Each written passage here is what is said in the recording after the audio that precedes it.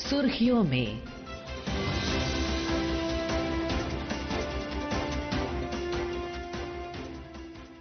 ये आकाशवाणी है।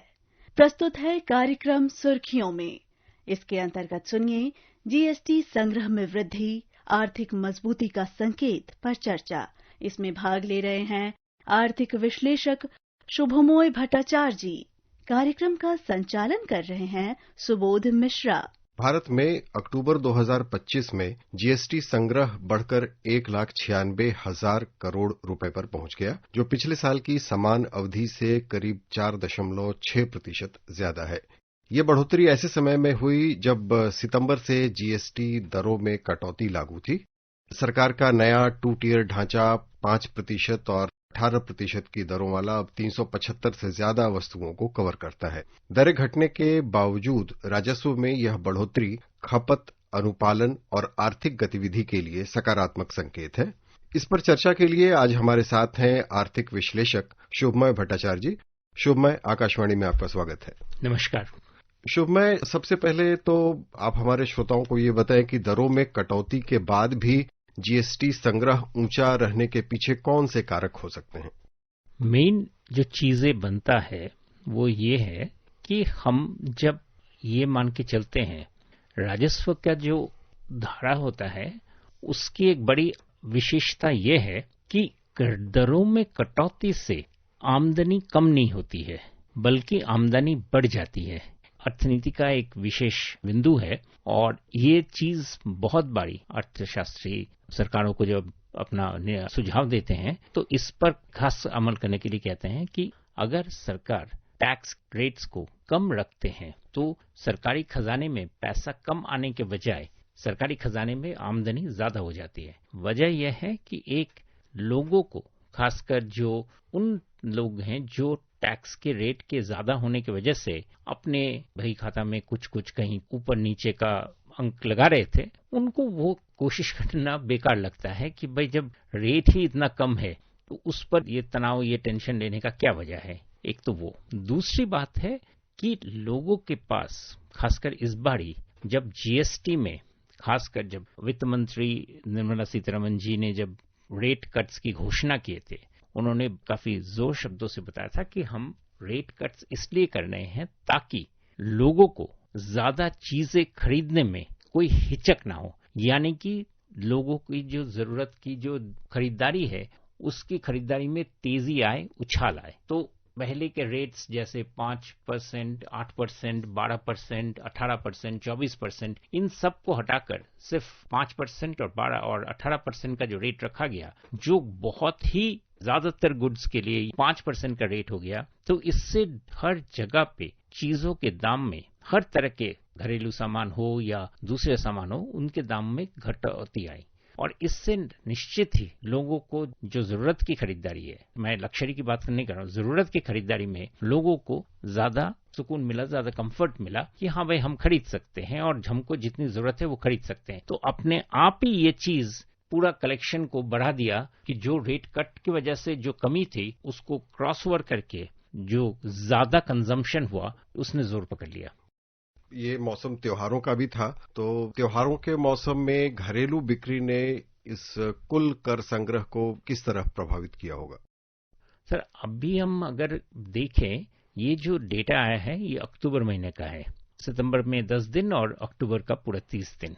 और कई लोग सोचे होंगे कि ये अक्टूबर का जो डेटा है ये अक्टूबर महीने में जो खरीदारी हुई है उसका नतीजा है, लेकिन मेरा मानना है कि अक्टूबर में जो खरीदारी हुई है उसकी जो बेनिफिट है नवंबर और दिसंबर में जाके आपको देखने को मिलेगा। क्यों? क्योंकि प्रोड्यूसर जब अपने प्रोडक्शन लाइन सेट करते हैं तो अक्टूबर महीने में उनके दुकानों में जो चीज पहुंचा देते हैं, रोजमर्रा की बिस्किट से लेकर दूध से लेकर आगे कपड़े, बर्तन, इलेक्ट्रिकल आइटम्स, ये चीजें, इन सभी चीजों की जिसे कहते हैं प्रोडक्शन प्रोसेस 1 महीना 1.5 महीना पहले से ही शुरू हो जाता है। तो उन पर उस प्रोडक्शन प्रोसेस में उन्होंने पुराने जीएसटी दरों के हिसाब से उन्होंने ऑलरेडी उस पर खर्च किए हैं, उस पर उन्होंने अपना प्रोडक्शन लाइन बनाए हैं, सप्लाई चेन बनाए हैं और वो सप्लाई अक्टूबर महीने में आके पहुंचा है दुकानों में।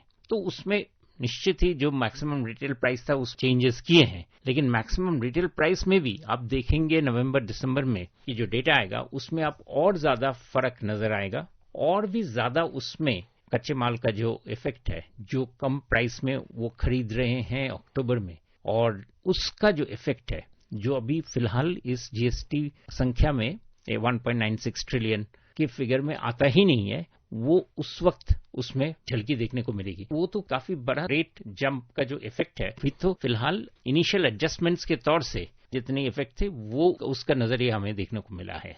अगर सरकार टैक्स रेट्स को कम रखते हैं तो सरकारी खजाने में पैसा कम आने के बजाय सरकारी खजाने में आमदनी ज्यादा हो जाती है। आयात से मिलने वाले कर में 13% की बढ़त, ये किन प्रवृत्तियों की ओर इशारा करती है?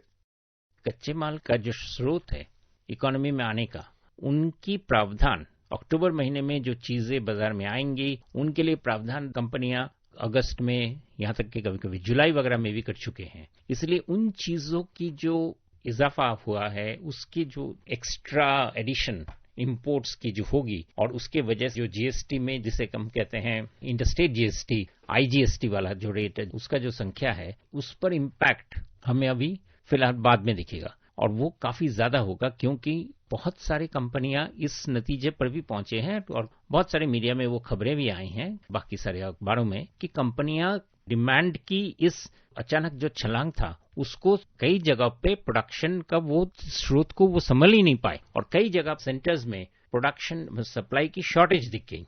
यानी कि कंपनियों ने जितनी इन्वेंट्री रखी थी वो पूरी इन्वेंट्री बाजार में आने के बावजूद कंपनियों के दुकानों में चीजों की कमी नजर आई, क्योंकि लोगों की जो खरीदारी के जो मात्रा था उसका अंदाजा कि वो कितना दूर तक बढ़ सकता है वो बहुत सारी कंपनियों ने एक्नॉलेज किया है। हम एक्सपेक्ट नहीं कर रहे थे कि इतना जंप आएगा, और चूंकि वो एक्सपेक्ट नहीं कर रहे थे, वो अभी वो माल दुकानों में भेजना शुरू किए हैं। तो आप कहेंगे कि दिवाली निकल गई, लेकिन लोग एक महीने में इस प्रोसेस को कम नहीं करते हैं, और नवंबर, दिसंबर, जनवरी हर महीने में फेस्टिवल्स ही नहीं, लोगों का बहुत सारा अपना घर का पर्सनल इवेंट्स रहता है, साथ में इस वाले जो मौसम रहता है इसमें लोगों का, टिपिकली भारत में इसको बिजी सीजन माना जाता है कि इस वक्त लोगों का खरीदारी वगैरह बहुत ज्यादा बढ़ जाता है नेचुरल कंडीशन में ही। तो इन सब चीजों को एक समावेश करके जो दिखने को मिलेगा वो अभी जो एक्सटेंडेड सप्लाई जो अभी कंपनियां भेज रहे हैं दुकानों में, उनका इफेक्ट अभी देखने को मिलेगा। और वो चीज इसलिए मैं कह रहा हूं कि नवंबर दिसंबर में हमें इसका रंग कुछ और ही नजर आएगा। दर कटौती के बाद उपभोक्ताओं के व्यवहार या बाजार की दिशा में क्या बदलाव दिख रहे हैं? मुझे लगता है काफी हद तक आपने बता दिया, इस पर आप कुछ और बोलना चाहेंगे? मोटा मोटी यही है कि जैसे हम कह रहे थे कि वित्त मंत्री ने जो आशा प्रकट किए थे, व्यक्त किए थे कि भाई हम जो रेट कट कर रहे हैं ये सच में कंजम्पशन में एक बड़ा सा फर्क लाएगा, जिसको प्रधानमंत्री जी ने बचत उत्सव के नाम से व्याख्या किए। तो ये चीज सच में उसका जो मात्रा था वो अंडर एस्टिमेट किए थे कंपनियों ने, और उनका अंडर एस्टिमेट करना कोई अजीब चीज नहीं, क्योंकि पिछले कई सालों से कंजम्पशन में जो उछाल आना था, जो उछाल दिखने को चाहिए थी, वो नहीं मिल रहा था। तो इसीलिए इस बार उनका एक्सपेक्टेशन था, लेकिन एक्सपेक्टेशन जिसे कहते हैं अंग्रेजी में वर्ड है टेपिड एक्सपेक्टेशन था कि थोड़ी गर्मी आएगी, लेकिन ये गर्मी कुछ ज्यादा ही है, और उसके वजह से कंपनियां अपने जो प्रोडक्शन लाइंस है उसमें चेंज करेंगे। इनफैक्ट इसका फल एक दूसरी तरफ आया है कि बहुत सारे विदेशी संस्था जो हमारे शेयर बाजार में इन्वेस्ट करते हैं, उन्होंने मोटा मोटी यही आशा जताए थे कि इंडिया में अभी जो कंपनियों की जो अर्निंग्स है वो कम रहेंगे, एक सॉर्ट ऑफ फ्लैट अर्निंग्स रहेगा Q3 में। और इसी वजह से शेयर बाजारों में बहुत ज्यादा आप देख रहे थे कि जुलाई, अगस्त, सितंबर में FIIs विड्रॉल ज्यादा कर रहे थे, इन्वेस्टमेंट से ज्यादा भारतीय बाजार से वो अपना पैसा हटा रहे थे। अक्टूबर में उन्होंने इस जीएसटी का जो इम्पैक्ट से बाजारों का जिस तरह की का मोड़ घूम गया है, उससे उनको इतना ज्यादा इम्प्रेस्ड हुए कि अक्टूबर का जो डेटा आया है उसमें वो दिखा रहा है कि वो नेट एडिशनल इन्वेस्टमेंट भारतीय बाजार में करीब 14,900 करोड़ रुपीस का एक्स्ट्रा इन्वेस्टमेंट किए हैं। यानी कि एफआई इन्वेस्टमेंट बढ़ रहा है, और वो बढ़ रहा है इसलिए क्योंकि उनको क्लैरिटी मिल रहा है कि कॉर्पोरेट अर्निंग्स बहुत ज्यादा बढ़ेगा, और वो अगर बढ़ेगा तो कंपनियों के प्राइसेस भागेंगे, और कंपनी के प्राइस भागेंगे तो उसके पहले शेयर प्राइसेस पकड़ ले अपना गति, वो उसी में कंपनियों में निवेश करना शुरू कर दिए हैं। नेट राजस्व है और रिफंड में जो तेज बढ़ोतरी आई है, इन आंकड़ों से क्या संकेत मिलते हैं कि क्या अनुपालन बढ़ा है? जैसा कि आपने शुरू में ही कहा था कि रेट कम होने से अनुपालन बढ़ता है, ज्यादा लोग उसको टैक्स भरना शुरू करते हैं। तो एक तो अनुपालन है और दूसरा प्रशासनिक सुधार है। क्या इन दोनों के संकेत बिल्कुल साफ हैं? प्रशासनिक सुधार में अभी हमने किए हैं, लेकिन प्रशासनिक सुधार में मैं मानता हूं कि इसमें अभी हमें बहुत कुछ करना बाकी है। ये भारतीय अर्थव्यवस्था में जब टॉप से डायरेक्शन मिल रहा है, निर्देश मिल रहा है कि ease of business, simplifying rates, इन सब चीजों के साथ साथ एट द जिसे कहते हैं एडमिनिस्ट्रेशन लेवल में, प्रशासनिक लेवल में, उसकी और ज्यादा उस पर ध्यान देनी जरूरी है कि किस तरीके से, कितने जोर से उन सारी चीजों को और भी ज्यादा उसका फल लोगों तक पहुंचे, उसको फलप्रसू किया जाए। वो करने के लिए प्रशासनिक सुधार में काम अभी भी बहुत सारा कुछ हो सकता है और हो रहा है, क्योंकि उस पर बहुत सारे ईज ऑफ डूइंग बिजनेस के तहत बहुत सारे सर्कुलर्स वगैरह निकाले गए हैं। तो निश्चित ही मैं मानता हूं इससे और भी ज्यादा हमें लाभ दिखने को मिलेगा।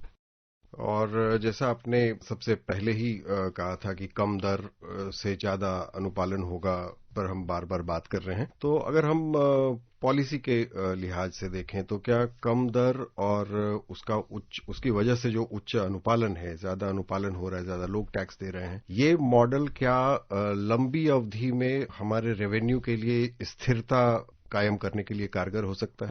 खासकर राज्यों के लिए ये बहुत इंपॉर्टेंट चीज है, क्योंकि सारे राज्यों के लिए जीएसटी से कितना पैसा आता है वो उनके फिस्कल स्टेबिलिटी की, वो कितना बाकी स्रोतों पे खर्च कर सकते हैं, एडमिनिस्ट्रेशन पे खर्च कर सकते हैं, उसका उनके लिए ये बहुत बड़ा एक मार्गदर्शन मिलता है। तो मोटा मोटी अगर आप देखेंगे कि कुल मिलाकर अभी तक सारे बिंदुओं पर ये एक्सपेरिमेंट, ये प्रयोग काफी संतोषजनक निकला है। जीएसटी का ये जो रेट्स बना है, इस रेट्स को अभी फिर से मैं वित्त मंत्री जी की बात दोहरा रहा हूं कि ये रेट स्टेबल रहेंगे, और वो स्टेबल रहना बहुत जरूरी है, क्योंकि 5% पे हम लोग में लाल चुके हैं सारे गुड्स, यानी कि सारे सामानों के टैक्स रेट्स जी, और सर्विसेज 18% पे हैं। तो ये लॉन्ग टर्म अवधि के लिए ये स्टेबल रहेंगे तो इकोनॉमी के लिए बहुत ज्यादा अच्छा संकेत मिलता है, इकोनॉमी को एक स्टेबिलिटी मिलता है कि हम इसी रेट पे ही चल रहे हैं, इसी रेट पे ही रहेगा, और आप इसी रेट पे ही अपना बाजार में आपका जो प्रयोग है उस पर ध्यान दीजिए। काफी सिग्निफिकेंट संकेत है, एंड मुझे लगता है कि हम लोग एक जिसे कहते हैं स्टेबिलिटी पे पहुंच चुके हैं। ये स्टेबिलिटी इकोनॉमी के लिए बहुत ही जरूरत था। खासकर हम डायरेक्ट टैक्स में इस बार जो मिनिमम टैक्स रेट्स को में बहुत बड़ी सुधार की गई कि 12 लाख तक के डायरेक्ट टैक्स में इनकम देने की जरूरत नहीं है, इनका कोई टैक्स देने की जरूरत नहीं है। तो दोनों को अगर साथ में ले, GST and income tax reform, तो डेफिनेटली इंडियन इकोनॉमी के लिए काफी सुदूर प्रसारी उसका इम्पैक्ट है। शुभमय, आपने बहुत अच्छी तरह एक्सप्लेन किया कि दरों में कटौती के बावजूद जीएसटी संग्रह किस तरह मजबूत बना हुआ और इसका क्या असर पड़ रहा है। आकाशवाणी के स्टूडियो में आने के लिए बहुत बहुत धन्यवाद। धन्यवाद। अभी आप सुन रहे थे जीएसटी संग्रह में वृद्धि, आर्थिक मजबूती का संकेत पर चर्चा। इसमें भाग ले रहे थे आर्थिक विश्लेषक शुभमोय भट्टाचार्य जी। कार्यक्रम का संचालन कर रहे थे सुबोध मिश्रा। ये कार्यक्रम आकाशवाणी के समाचार सेवा प्रभाग द्वारा प्रस्तुत किया गया। इसे आप हमारे mobile app news on AIR और YouTube channel news on AIR official पर भी सुन सकते हैं। इस कार्यक्रम के संबंध में अपनी प्रतिक्रिया आप हमें ईमेल या व्हाट्सएप के माध्यम से भेज सकते हैं। ईमेल का पता है airnsdtalks@gmail.com और व्हाट्सएप नंबर है 9289094044।